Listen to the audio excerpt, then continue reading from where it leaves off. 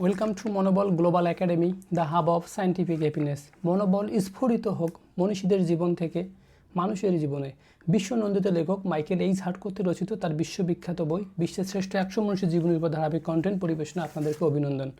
আজকের পর্বে রয়েছে জোহান্স গুটেনবার্গ। জোহান্স গুটেনবার্গ ছিলেন জার্মান আবিষ্কারক, যিনি ইউরোপে মুভেবল টাইপ প্রিন্টিং প্রেস আবিষ্কার করে জ্ঞান বিপ্লবের সূচনা করেন। তার আবিষ্কার মানব সভ্যতার ইতিহাসে এক যুগান্তকারী পরিবর্তন আনে। প্রায় 1400 সালে জার্মানিতে তিনি জন্মগ্রহণ করেন। তিনি ধাতু এবং খোদাই কাজে দক্ষ ছিলেন, যা পরবর্তীতে মুদ্রণ যন্ত্র তৈরিতে সহায়ক হয়। 1500 শতকে তিনি এমন এক মুভেবল টাইপ প্রযুক্তি তৈরি করেন যার মাধ্যমে একই অক্ষর বারবার ব্যবহার করে দ্রুত বই ছাপানো সম্ভব হয়। এর আগে বই কপি করতে হতো, যা খুবই ধীরগতি এবং ব্যয়বহুল। গুটেনবার্গ প্রেস বইকে সাধারণ মানুষের নাগালের মধ্যে নিয়ে আসে।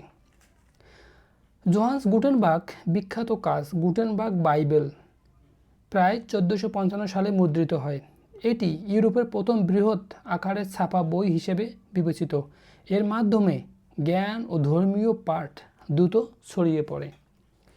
তিনি অনন্য অবদান রাখেন, রেনেসাঁ ও রিফরমেশন আন্দোলনের গতি আনেন। আধুনিক প্রকাশনা শিল্পের উপর অনবদ্য অবদান রাখেন। অনেকে মনে করেন তার আবিষ্কারই আধুনিক তত্ত্বযুগের সূচনা করে।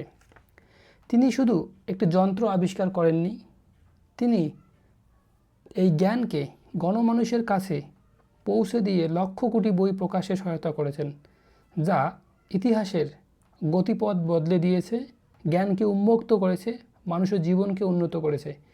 তার এই অনস্বীকার্য অবদান এবং বিপ্লবী আবিষ্কার পৃথিবীর ইতিহাসে এক অনন্য আবিষ্কার হিসেবে বিবেচিত। সবাইকে অনেক ধন্যবাদ।